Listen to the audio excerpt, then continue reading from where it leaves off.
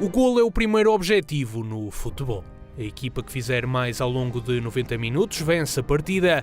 Fernando Gomes era dos mais habilitados a cumprir a função de os concretizar.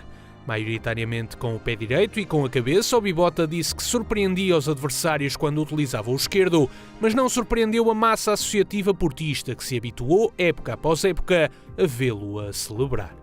Talvez por isso o Gomes seja sinónimo de golos, e de golo em golo se conta o percurso de um avançado que tudo deu ao Futebol Clube do Porto e que hoje se mantém como o melhor marcador da história azul e branca. Foram 355 em 452 jogos, com o primeiro a ser conseguido frente à CUF no jogo de estreia pela equipa principal, tal como marcou o ponto no primeiro jogo internacional com a camisola do Futebol Clube do Porto, frente ao Wolverhampton no Estádio das Antas. Com os golos de Gomes, o Futebol Clube do Porto quebrou jejuns e chegou aos títulos, com o avançado a marcar em todos os jogos que confirmaram os 5 campeonatos conquistados pelo Bibota. Quer seja em 78, 79, 85, 86 e 88, o eterno goleador foi importantíssimo nas vitórias portistas, contribuindo diretamente para a revolução do futebol português sob o comando de José Maria Pedroto e a liderança de Jorge Nuno Pinto da Costa.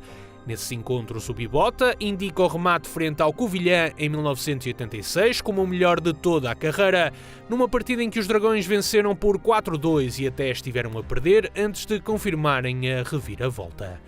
Nessas caminhadas foi decisivo em várias partidas, como quando marcou o único golo da vitória do Futebol Clube do Porto na Luz em 1985, com 30 mil adeptos azuis e brancos nas bancadas, naquele que foi apenas um dos 12 remates certeiros conseguidos frente ao Benfica. A equipa que mais sofreu da eficácia de Gomes foi o Braga, com um total de 27 remates certeiros. Também nas taças nacionais o avançado foi essencial nas vitórias nas finais, ao ter marcado em 2 supertaças das 3 que conquistou, bem como em 2 decisões da Taça de Portugal das 3 que venceu. Gomes tem a particularidade de ter marcado o único golo do triunfo frente ao Braga na final da Taça de Portugal de 1977, o primeiro troféu conquistado pelo clube desde 1968. Fora de Portugal, Fernando Gomes não deixou de ser decisivo e, apesar de ter falhado a final da Taça dos Campeões Europeus em 1987, foi essencial no percurso portista, ao ser o melhor marcador dos Dragões na prova, com 5 golos. 4 deles foram conseguidos frente ao Rabat Ajax, com o mais importante a acontecer em Kiev frente ao Dinamo, o segundo de 2 golos portistas que garantiram a passagem à final. No Nevão de Tóquio também fez o primeiro golo azul e branco que levou os portistas à conquista da Taça Intercontinental, confirmada no prolongamento com um chapéu de Madjer. Gomes venceu também a Supertaça Europeia, conquistada meses depois nas Antas, e foi nas mãos do capitão que os adeptos puderam ver a taça mais perto. Um registro que muitos acreditam ser impossível de igualar, Gomes está no topo dos goleadores portistas. Com o avançado se fez história, em que se conquistou Portugal, a Europa e o mundo.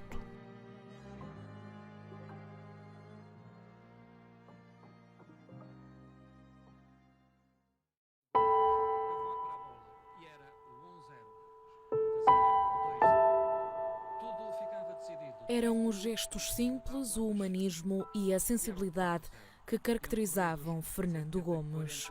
Quando começou a ver jogos de futebol, com 9 anos, o desejo era o de ser guarda-redes, mas rapidamente decidiu que queria antes ser avançado. Pavão era o ídolo de Bibota, um jogador que adorava ver atuar, embora não fosse ponta de lança. Na edição número 3 da revista Dragões, Fernando Gomes contabilizava 800 golos, mas admitia que era mais fácil para ele marcar um golo do que definir o que sentia quando os marcava. Na revista Azul e Branca falava de uma grande euforia interior por ser sublime o momento em que o ato individual dava corpo à ação coletiva. Nos tempos livres gostava de passear junto ao mar quando estava bom tempo, isto porque ver o mar era um dos prazeres que tinha. Outro deles era ouvir música e, quanto às leituras, admitia preferir autores portugueses como Mário Zambojal, Virgílio Ferreira e José Saramago, mas confidenciava que eram muitos os livros que começava a ler, mas poucos os que terminava. Não se cansava, no entanto, de ler poesia, mais propriamente a de Fernando Pessoa, que depois de ter entrado na vida do jogador portista, o influenciou bastante. Isto porque Fernando Gomes dizia ser apaixonado pela obra do poeta. Eu sou um cidadão normal, como a generalidade dos portugueses e principalmente das gentes do Norte. E é assim que eu apresento-me como uma pessoa, enfim, tranquila, uma pessoa que gosto de passear, uma pessoa que vou de vez em quando ao cinema, que gosto de ler o meu livro quando estou com a concentração devida. E também gosto de música, pois não há dúvida que passo os meus tempos a ouvir música. E, acima de tudo, sou uma pessoa que gosto de conviver com os meus amigos, de conversar muito, de conversar no café, de conversar na rua. Enfim, gosto muito de estar com os meus amigos, pois com eles, como com toda a gente, aprendo muito. Uma figura incontornável na história do Futebol Clube do Porto e na história do futebol português. Fernando Gomes caracterizava-se pela simplicidade e pelo humanismo.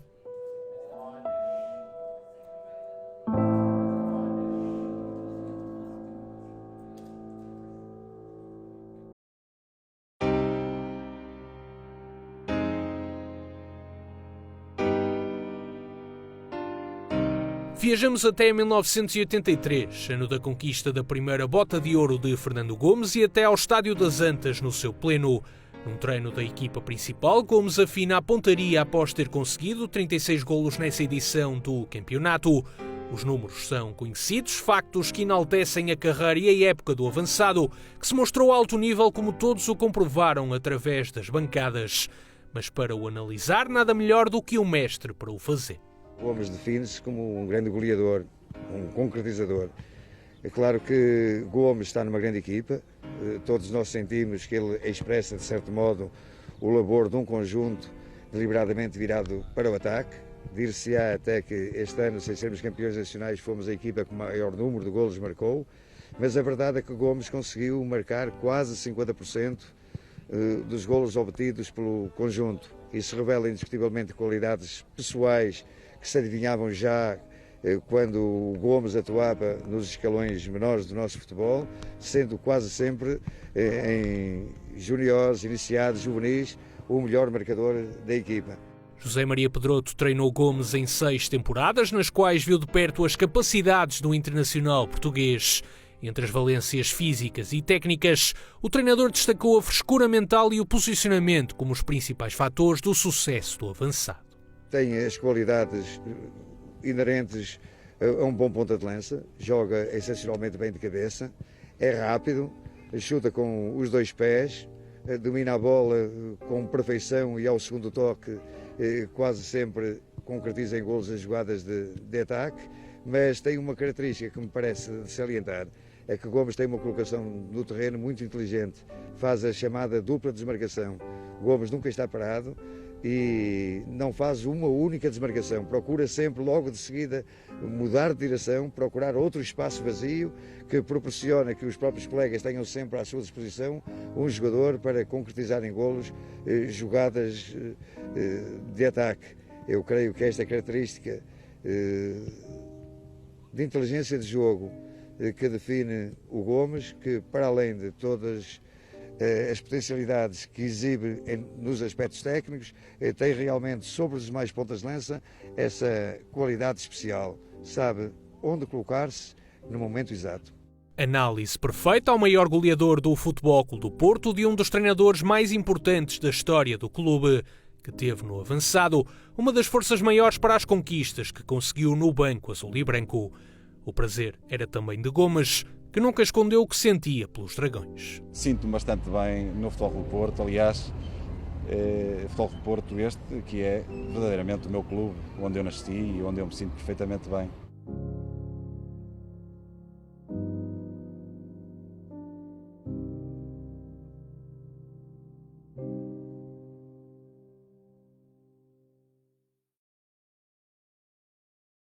Acho que foi para todos nós, para a família portista, porque morreu, deixou-nos um dos maiores portistas que eu conheci em toda a minha vida. Desde menino que eu conheci nas camadas jovens, ele tinha um amor ao Futebol Clube do Porto que ultrapassava o normal. E toda a vida teve grandes êxitos, esteve ligado aos maiores êxitos do Futebol Clube do Porto. Foi campeão nacional na era de Pedroto, quando eu era diretor de futebol.